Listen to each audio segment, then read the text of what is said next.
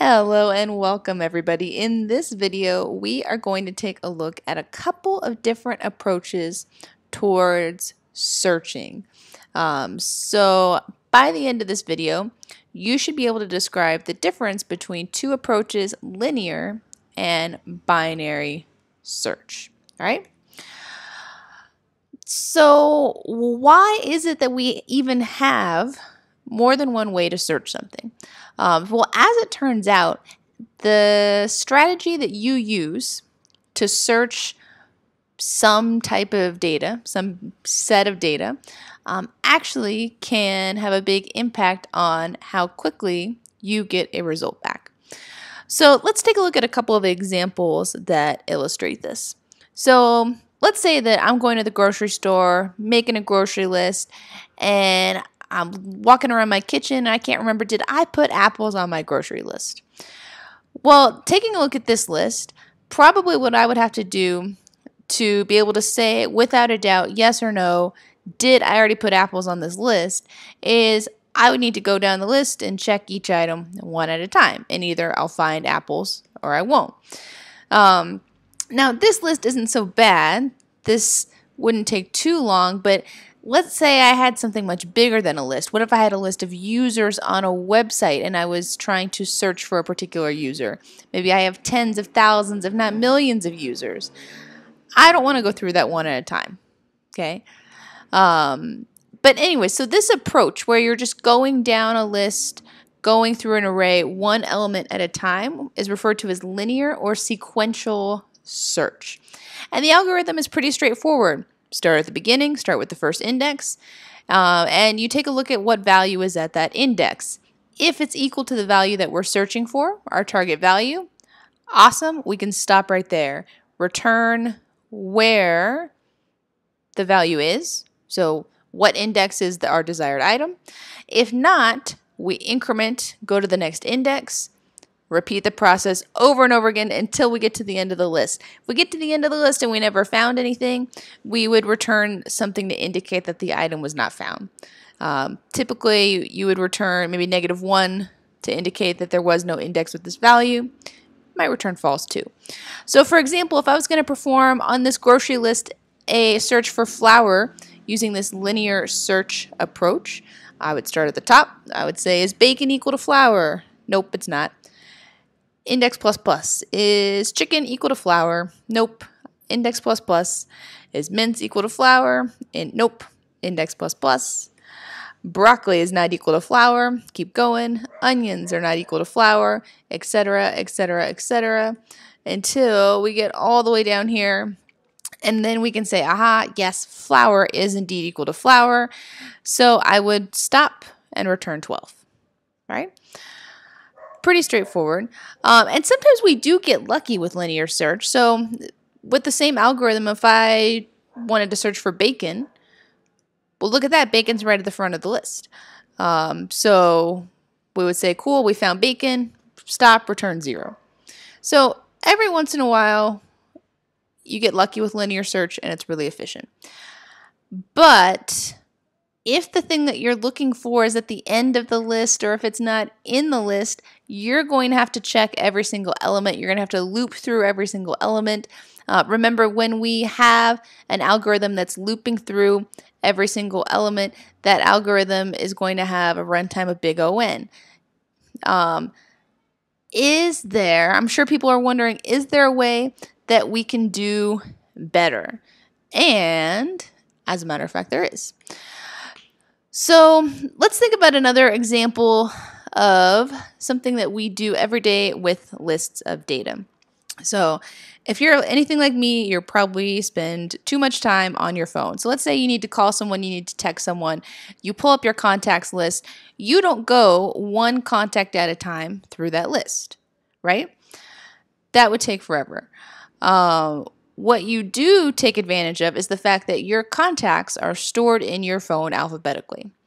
So there's something really cool that order allows us to do. So when things are in order, whether it's alphabetical order, numerical order, whatever it might be, we can use that to, as we're searching, eliminate not just single elements at a time, but large chunks of our data set, narrowing it down until we find what we're looking for.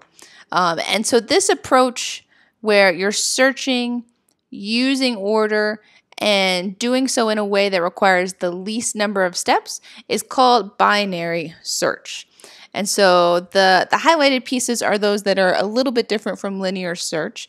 So instead of starting with the first index, in binary search, we're going to start with the middle index, right? So basically the length of the array divided by 2.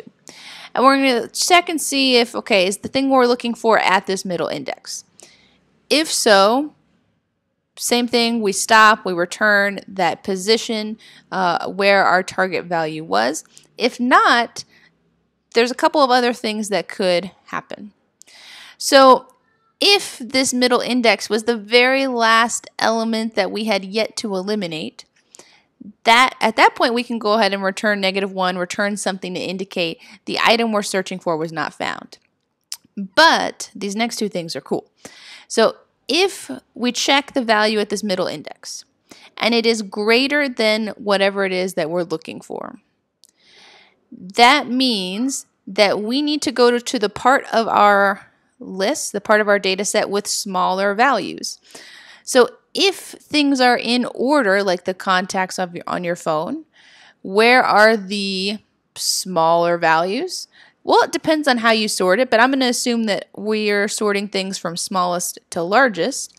So we can eliminate a whole entire half of our data set. We can say, okay, everything to the right of this middle is bigger than what I'm looking for. I don't need to search it. I'm going to redo my search only on this half of the data that could possibly contain my value. And vice versa, if the value you find at the middle is less than what you're looking for, eliminate the left-hand side, go search the right-hand side with bigger elements. So with binary search, you are operating under the assumption that your data is sorted. This algorithm does not work on unsorted data, has to be sorted. So let's look at an example. So with just a regular array, let's search for the number 12. So first thing that we're going to do is we're going to look at the middle. So this particular array has a length of 9. 9 divided by 2 with integer division gives us 4. The value at index 4 is 8. Now, 8 is not our target value. And when we compare 8 to our target value 12, 8 is smaller. So what does that mean? We want to go and redo this search, focusing on the part of this array with bigger numbers. 12 is bigger than 8. We need to look where the bigger numbers are. So we can go ahead and eliminate that left-hand side of the array, start over again, calculate a new middle. So this subarray has a length of 4 divided by 2. We're going to choose a middle at position 2. At position 2 is the number 14. Now 14 is bigger than our target value, so that means we're going to eliminate everything to the right of it. So we can eliminate 14, eliminate 25. We're down to 2 elements. We did 2 comparisons. We eliminated 7 things. Pretty cool stuff. So now we have an array of length 2. 2 divided by 2 is 1, so our middle is going to be 1. At index 1, we have the number 12. 12 is what we're looking for, so we can stop and return that index, right? So very briefly, let's compare the runtimes of these two algorithms. So here's the code for linear search. Again, the algorithm's pretty straightforward. The implementation in Python is pretty straightforward. You have a for loop. You loop through all the things in your list, all the things in your array. If you find what you're looking for, you can return early. Otherwise, you're going to wait until that for loop exits before you return a value. In a worst case scenario, you're going to have to check every item in that array. So in a worst case scenario, you're going to have to perform n operations. So this algorithm has a runtime of big O(n). Now if we compare this to binary search, and in case you're curious, you can implement binary search both. This is an iterative implementation. You can implement it recursively too if you'd like a fun challenge. But to make it a little easier to compare, we're going to compare 2 iterative algorithms. So with binary search, We have a few assignment operations at the top. We have one while loop. There aren't any additional loops within that while loop. So you might think, okay, again, I've got a loop, so isn't the runtime of this going to be big O(n)? No, because of the way that low and high are modified. So you start off with a low at 0, high is going to be the length of your array minus 1, right? First index, last index.